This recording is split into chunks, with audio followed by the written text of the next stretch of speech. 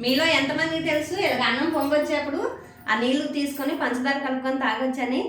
మీలో ఎంతమందికి తెలుసు నాకైతే తెలియదు కానండి, నాకైతే చాలా అటాచ్మెంట్ ఉంది దాంతోని.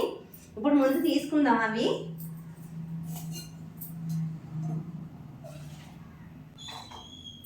చాలండి, ఒక గ్లాస్ తీసుకున్నాను.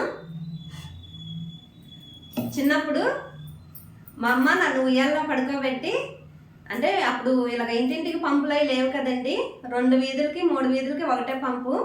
తెల్లవారుజాము 4 గంటలకు బిందులు లైన్లో పెడితే 7 ఆ టైం అయ్యేదంట, 7, 7:30 నీళ్ళు వచ్చేపటికి. అప్పుడే నన్ను ఉయ్యాల్లో పడుకోబెట్టేసి నీళ్ళు పడతానికి వెళ్ళి అక్కడే టైం సరిపోయేదంట. ఇంకా ఆడవాళ్ళు మాటలు మొదలు పెడితే ఎలా ఉంటుందో తెలుసు కదా మనకి. అయితే ఈ లోపల నేనేమో ఆకలికి ఉయ్యాల్లో పడుకున్నదాన్ని ఏడ్చి క్యారమని ఏడ్చేదాన్ని అంట లెగిసి.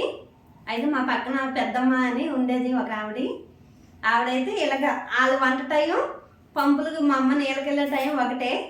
అయితే ఇలాగ నీళ్ళు ఇదండి, ఈ నీళ్ళు తీసి ఇందులో పంచదార కలిపి నాకైతే పట్టేదంట.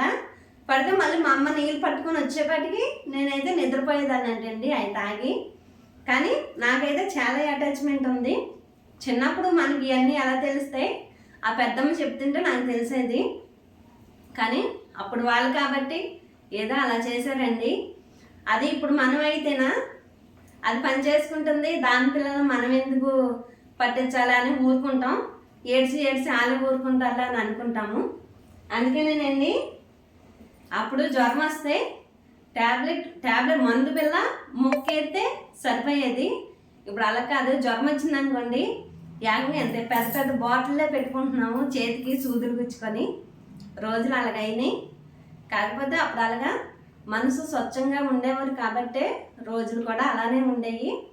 నాకు ఆ పెద్దమ్మ సంవత్సరానికి ఒకసారి కనబడుద్దండి. అప్పుడు చెప్పుద్ది, ప్రతిసారి చెప్పుద్ది ఈ మాట. చెప్తే నాకైతే అసలు చాలా ఆ పెద్దమ్మని చూసి చాలా ఆనందం వేస్తుంది. కాకపోతే మరి అప్పుడు ఆవిడ లేకపోతే ఇప్పుడు నేను లేను కదండి, అందుకని. కానీ ఆ పెద్దమ్మది అయితే నేనైతే తీర్చుకోలేను రుణం. ఇదిగోండి నిమ్మకాయ చెక్క ఇలా కట్ చేసుకుందాం, పిండుకుందామండి. దీంట్లో పంచదార వేసుకోవాలి. దీంట్లోని ఇవన్నీ ఎక్కడ ఉన్నాయండి, ఇటువంటివే నిజంగా పాచిపోయిన అన్నం కూడా పరమన్నం అన్నట్టుగా తినేవారంట. అప్పుడన్నీ ఇలాంటివే, అందుకని మనుషులు కూడా అంతే స్ట్రాంగ్గా ఉండేవాళ్ళు. ఇదిగోండి కలిపేసుకున్నాం. ఇప్పుడు ఇదిగోండి కలుపుకున్నాం కదా, తాగుతాను.